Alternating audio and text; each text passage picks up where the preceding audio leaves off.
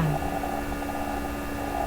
Nah, di sini salah satu fungsi dari manajemen itu adalah perencanaan, ya kan? Berarti dalam perencanaan ini sebelum melakukan kegiatan kita itu harus merencanakan apa-apa saja yang akan dilakukan. Nah, proses merencanakannya ini itu disebut perencanaan. Kemudian ada tujuan dari perencanaan.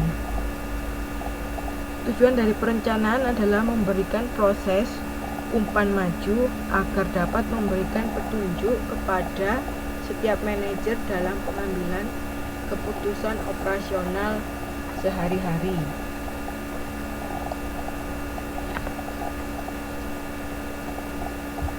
Di halaman 1.4 teman-teman bisa lihat di situ ada bagan ya, hubungan penganggaran perusahaan dengan perencanaan. Nah, seperti kita lihat di situ, fungsi manajemen itu terdiri dari perencanaan, pengorganisasian, pelaksanaan, dan pengawasan. Dari ketiga fungsi itu, yang mempunyai hubungan erat dengan penganggaran itu adalah perencanaan. Nah, perencanaan sendiri itu meliputi pengorganisasian dan penganggaran. Sehingga penganggaran itu merupakan bagian dari perencanaan. Ya, seperti yang saya bilang tadi, perencanaan itu adalah proses menyusun rencana, sedangkan rencana itu adalah hasil dari perencanaan. Oke, ada yang ditanyakan?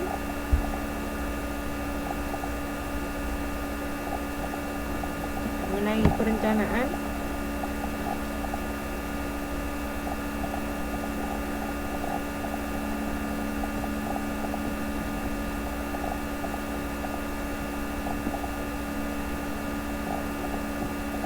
Gimana?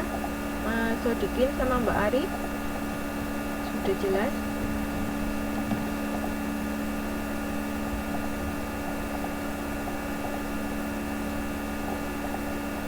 Mengenai apa itu perencanaan serta tujuan dari perencanaan.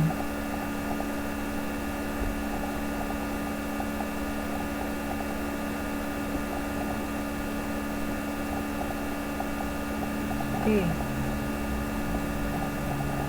Ya, lanjut ya. Nah, kita yang kedua itu ada jenis rencana. Jenis rencana itu meliputi tujuan, kebijakan dan aturan, metode dan standar, strategi dan organisasi, program, prosedur, anggaran, jadwal, serta rencana lainnya. Nah, di sini sebelum menentukan tujuan itu ada hal-hal yang perlu diperhatikan, yaitu menilai variabel relevan, kemudian kekuatan dan kelemahan perusahaan. Nah, variabel relevan itu sendiri terdiri atas variabel terkendali dan variabel tak terkendali. Sekarang siapa yang bisa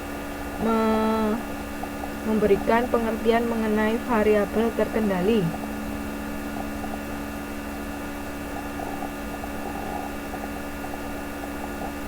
Apa yang dimaksud dengan variabel terkendali?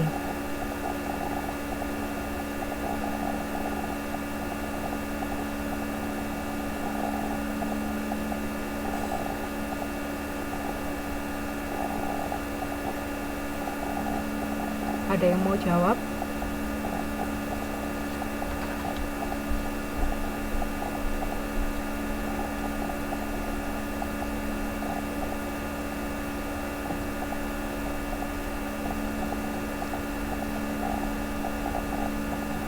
Ada yang sudah baca?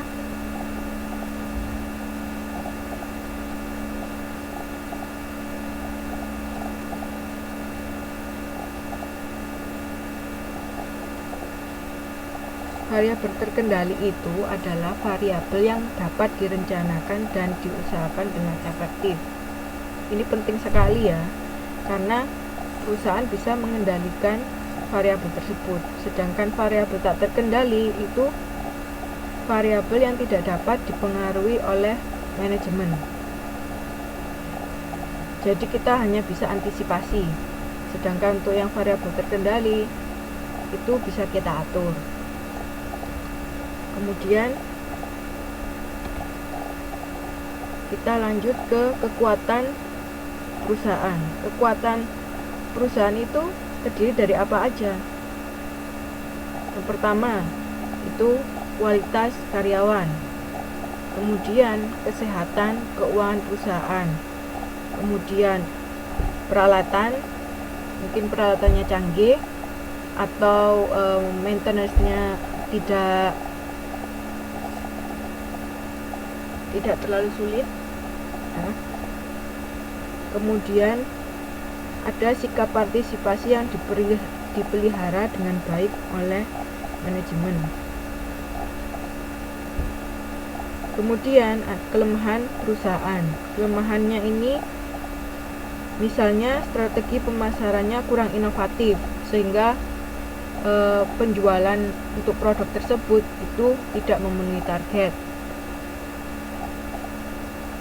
Yang kedua, bisa saja kurang terlibat dalam problem sosial jangka panjang.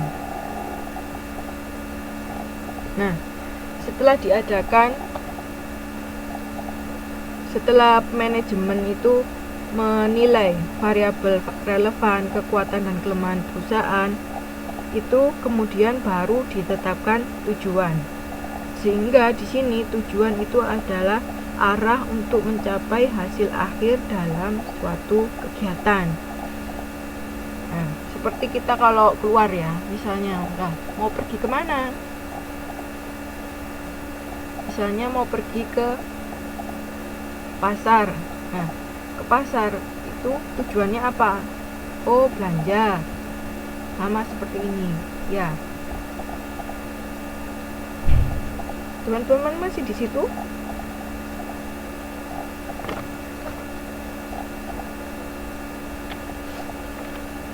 Halo.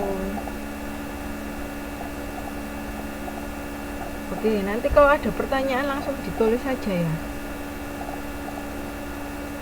Nggak usah nunggu sampai selesai dulu.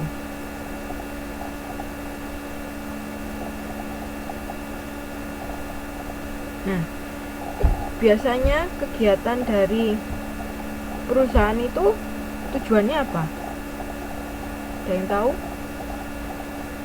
Misalnya Mas Odikin bikin perusahaan ya, terus tujuannya Mas Odikin bikin perusahaan itu apa?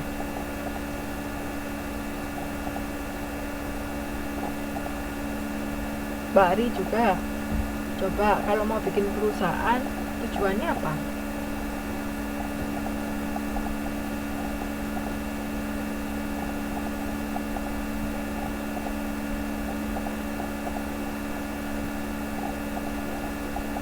Ayo, gimana?